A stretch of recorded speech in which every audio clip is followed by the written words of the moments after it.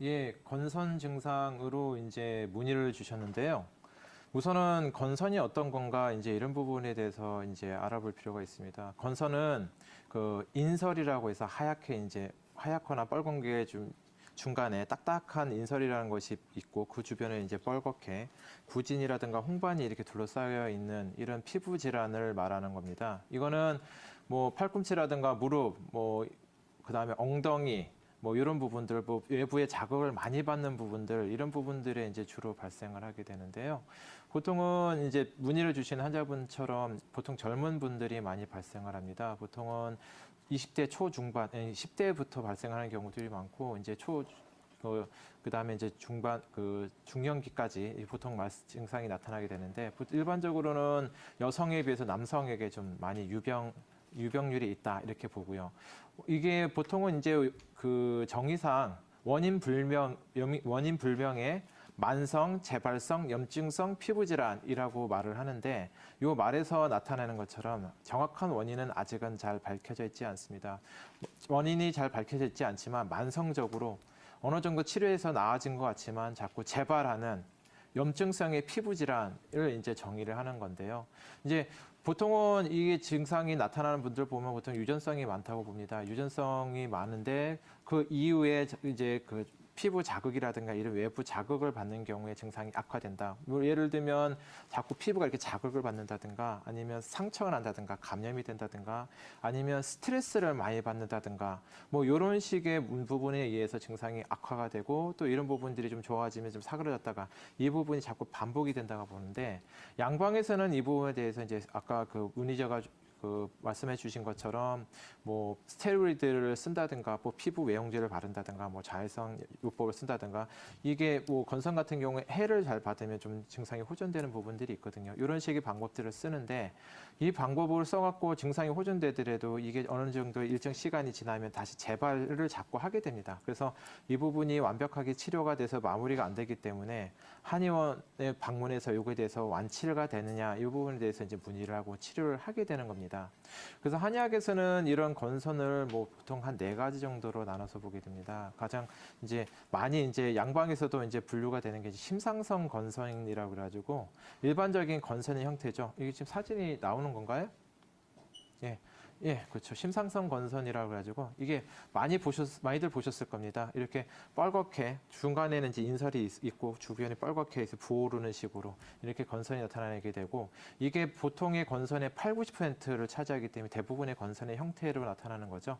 한의학에서는 풍열증, 풍은 항증으로 나눠서 약간 열이 많은 타입의 경우에는 풍과 열을 없애주는 치료를 하게 되고 약간 몸이 찬 경우에 이런 증상이 나타나는 경우에는 풍이라는 증상을 없애주면서 몸을 좀 따뜻하게 해주는 이런 식의 치료를 하게 됩니다. 그다음에 이제 적상건선이라고 있는데 이거는 보통 이 적상이라고 해서 이 물방울 적자를 해가지고 물방울 모양으로 조그맣게 한 1cm 정도 미만 정도로 조그맣게 나타나는 건선입니다. 이 건선 같은 경우는 그냥 나타난다기보다는 보통 상기도 감염, 보통 이제 감기라 그러죠. 아이들 같은 경우 감기 증상이 나타나는 이후에 나타나는 경우들이 많고 이런 경우는 치료를 잘만 하면 치료 예후라든가 재발성이 좀 떨어지는 아주 양호한 그래도 건선에 속한다 이렇게 보고 있습니다. 그다음에 이제 농포성 건선이라고 있어가지고 이거는 보통 이 복부라든가 가슴 이런 부분 쪽에 많이 생기게 되는데 일반적인 건선에다가 이 농포라고 그래가지고 농이 생기고 그걸가 좀 없어지면서 딱지가 생기는 이런 과정으로 진행이 되고 이게 잘못 관리를 하게 되면 흉터가 남는 경우들이 있기 때문에 적절한 치료가 아주 중요하다고 생각이 듭니다. 이거는 발열이라든가 권태감이라든가 막 피곤하다든가 이런 여러 가지 증상들을 많이 동반하는 경우가 많고요. 이거를 이제 한의학에서는 습열증이라고 해서 습증 같은 경우 한의학에서는 진물이 많이 나고 찐득찐득하고 뭐 노폐물이 많이 나오는 걸 이제 습증이라 보기 때문에 이런 습열을 없애주는 쪽에 치료를 하게 됩니다.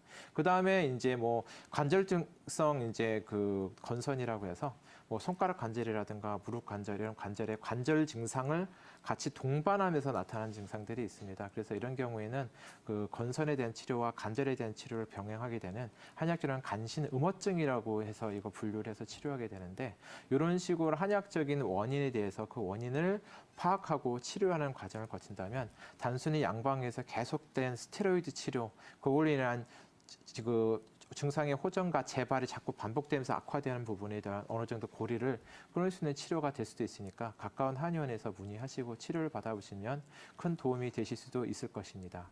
예.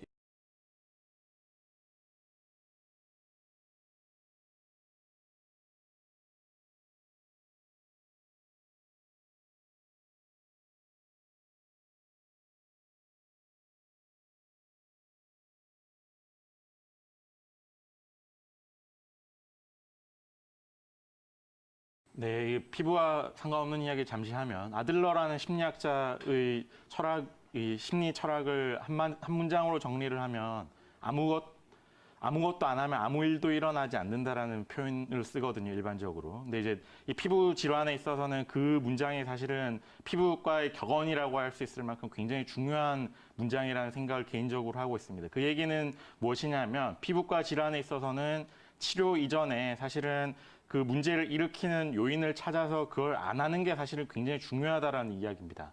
그래서 일반적으로 피부 질환의 경우는 치료 이전에 그걸 유발하는 인자가 명확하게 있는 경우가 뚜렷하기 때문에 그게 어떤 문제로부터 기인을 하는지를 먼저 찾는 게 굉장히 중요한 부분이다 이렇게 말씀을 드릴 수가 있고요.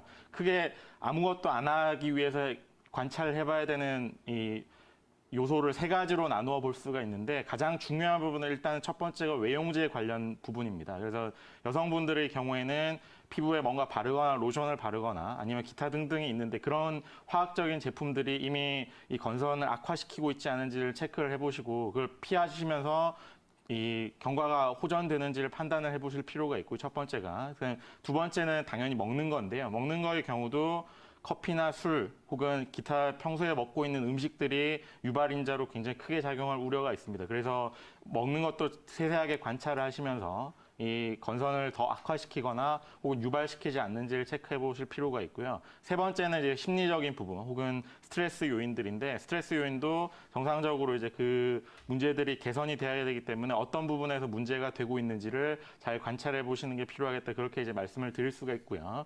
외용제 부분은 첫 번째, 외용제 부분은 생활하면서 이제 보통 건선 환자분들이 흔히 하는 게 각질이 인설이 굉장히 크게 일어나기 때문에 미용상의 문제로 목욕탕에 가서 때를 밀거나 아니 이렇게 끌거나 하는 행위를 하시는 경우가 굉장히 많은데 그 경우에는 피부의 보호층까지 손상을 시키기 때문에 일반적으로 이 건선을 훨씬 더 악화시키고 훨씬 더 만성화된 형태로 이제 발전을 시키는 경우가 많거든요. 그래서 그 부분을 절대적으로 피하시는 게 좋고요. 아울러서 피부가 정상적으로 안정적인 상태를 유지를 하기 위해서는 적정량의 햇빛이 필요하기 때문에 이제 점심 식사를 하시고 난 다음에 햇빛을 쬐면서 이렇게 산책하는 정도를 생활 습관으로 꼭 유지를 해주시는 게 좋습니다. 그다음 두 번째는 먹는 거의 경우는 먹는 것도 잘 관찰을 해보셔야 되는데 건선의 경우는 저 같은 경우는 임상적으로 커피가 굉장히 큰 유발인자라고 생각을 하고 항상 이 커피를 배제시킨 거 1번으로 삼고 있거든요. 이제 커피가 유발인자가 되기 때문에 건선 환자분들 경우 좀 피하시는 게 좋고 커피 제외하고도 이제 매운 거나 짠 것들 이런 것들이 이제 대체적으로 악화시키는 요인으로 크게 작용을 하기 때문에 그걸 이제 감별을 잘 관찰을 하셔서 배제를 하시는 게 절대적으로 필요하겠다 그렇게 말씀을 드릴 수가 있고요. 세 번째 스트레스의 경우는 명상과 이제 이 건선과의 연관관계에 관한 이제 연구들이 굉장히 많이 진행이 돼서 이 건선 자체가 사실은 넓은 범주에서 이제 스트레스 질환으로 분류가 되는 경우도 있습니다. 따라서 명상을 한다거나 아니면 심호흡을 한다거나 아니면 요가 등등의 각종 신체와 정신을 이완시키는 여러 가지 요법들을 평소에 병행을 하시는 게 치료 외적으로도 훨씬 더 도움이 되지 않을까 개인적으로 그렇게 생각이 듭니다.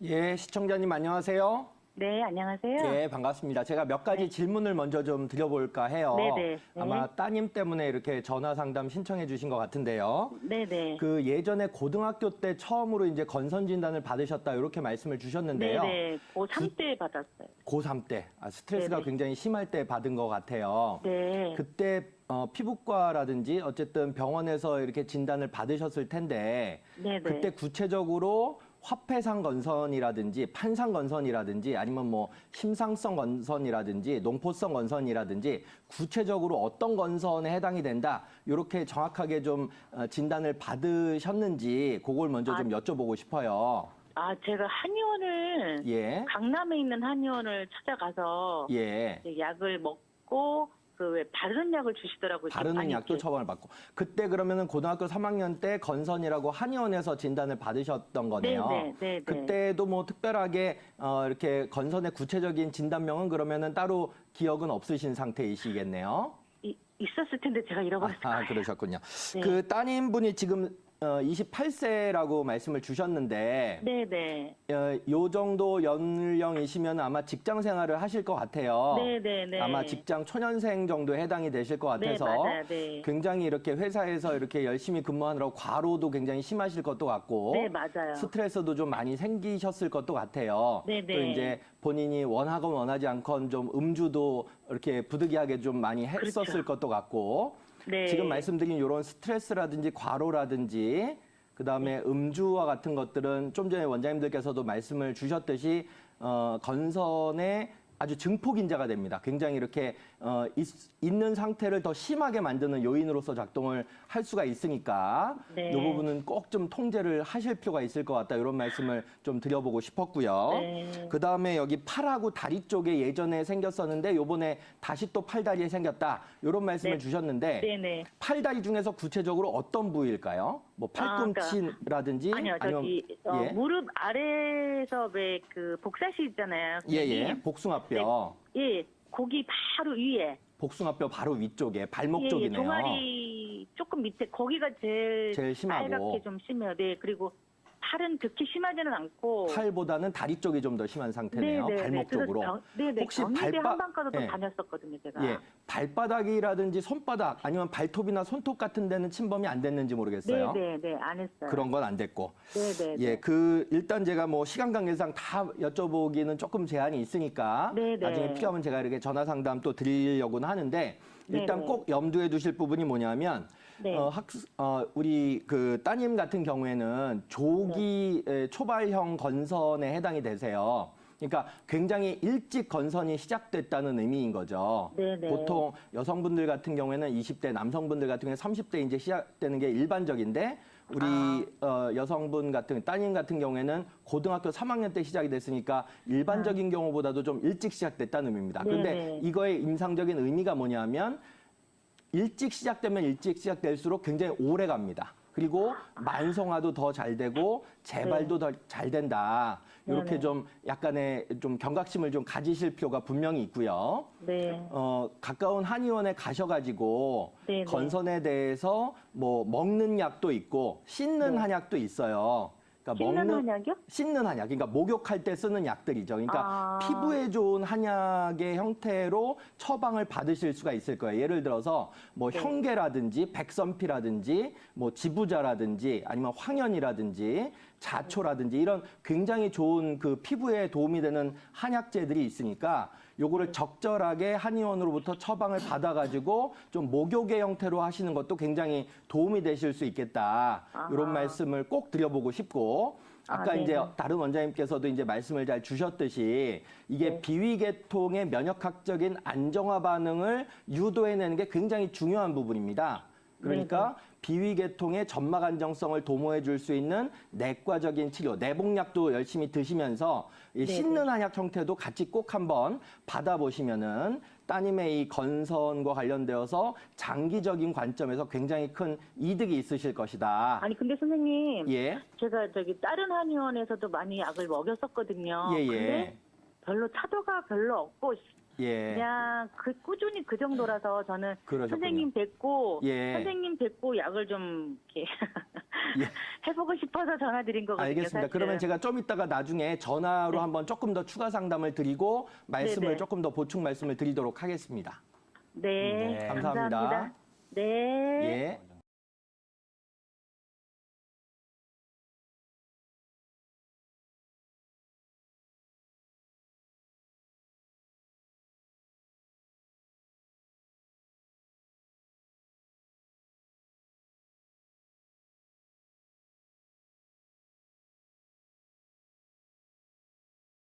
앞서 우리 김진 원장님께서 이제 건선에 대해서 대략적으로 설명을 해주셨으니까 그건 참고하시면 되겠고요.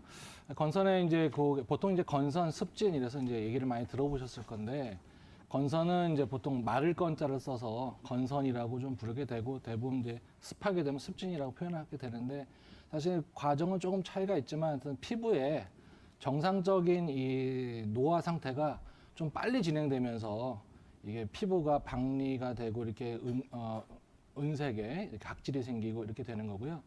조직학적으로는 이제 그 우리가 피부 쪽에 표피 쪽은 좀 각질이 생기고 그 표피 밑쪽으로는 이제 진피증이라고 하는 데서는 염증 반응이 막 생겨서 사실은 부분적으로 피부가 빨리 노화되는 양상처럼 뭐 때가 벗겨지는 게 적당히 벗겨지면 되는데 너무 빨리 진행되는 약간의 과민 반응 같은 거거든요. 그래서 이제 보통 면역 얘기를 하면서 면역이 너무 항진돼서 자가 면역 질환처럼 뭐 T세포, T인파 세포 같은 것들이 뭐 발전하면서 각질을 이룬다고 설명을 좀 하고 있습니다. 그래서 건선은 노인분들보다는 사실은 젊은 20대나 10대쯤에 많이 생기는 이유도 잘해보려고 하는 노력이 뭔가 좀 실패해서 피부에서 좀 이제 약간 오버하는 이런 양상들이 생겼을 때 각질도 이르게 되고 또는 이제 수포성으로 약간 좁쌀 모양으로 이렇게 물집 잡히듯이 생기다가 터지면서 각질화되고 염증화되는 경향을 이루는 질환을 말하고요. 이게 이제 사실 한 인구의 한 1%, 2% 정도로 많은 것인데 이게 워낙 경도의 건선부터 아주 중증도의 건선이 돼버리면 피부가 전부 다 각질화되면서 딱딱하게 뭐 우피증처럼 굳어버리는 경우도 있습니다. 또 이게 이제 합병증이 좀 있어서 건선이 피부에서만 진행되면 괜찮은데 이게 이제 눈 쪽이나 이런 쪽에 눈꺼풀이나 또는 각막 쪽에도 생기는 위험한 경우도 드물게 있고요. 또 앞서 말씀하신 것처럼 건설이 이제 관절염으로 좀 진행을 해서 젊은 친구들도 마치 류마티스 관절염처럼 자가 면역 질환이 동반되면서 생기는 관절염도 많이 생겨서 그런 관절염을 특히 이제 건선 관절염이라고 부를 정도로 빈도수가 많은 염증 반응이 피부로부터 시작해서 점점 안으로 들어가는 경우도 있고요. 아주 드물지만 뭐 심장에 류마티스성 심장 판막염처럼 건선이 생기는 몸이 염증 반응이 진행되면서 심장이라든지 간장이라든지 하는 내부 호흡기 장기 쪽까지도 진행되는 염증 반응이 생기기도 합니다. 그래서 이거를 피부의 문제라고 해서 그냥 가볍게 대처하시기보다는 일단 몸을 좀 보셔야겠고요.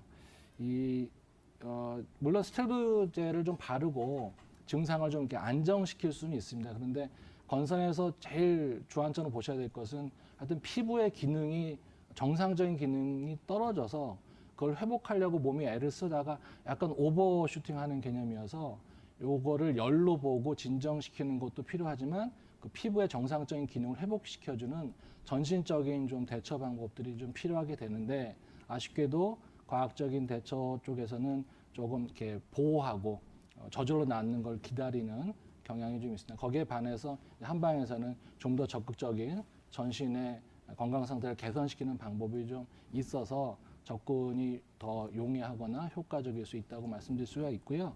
개인적으로 좀 몇 가지 조심할 것을 말씀드리면 뭐 예방법이나 주의사항이라고 얘기하지만 사실은 조심하셔야 될 게 뭐냐면 이게 이제 가렵고 자꾸 외견상으로 좀 불쾌해 보이다 보니까 자꾸 이것을 뜯어내거나 또는 긁어버려서 염증 반응이 좀 심해지는 경우가 있고요.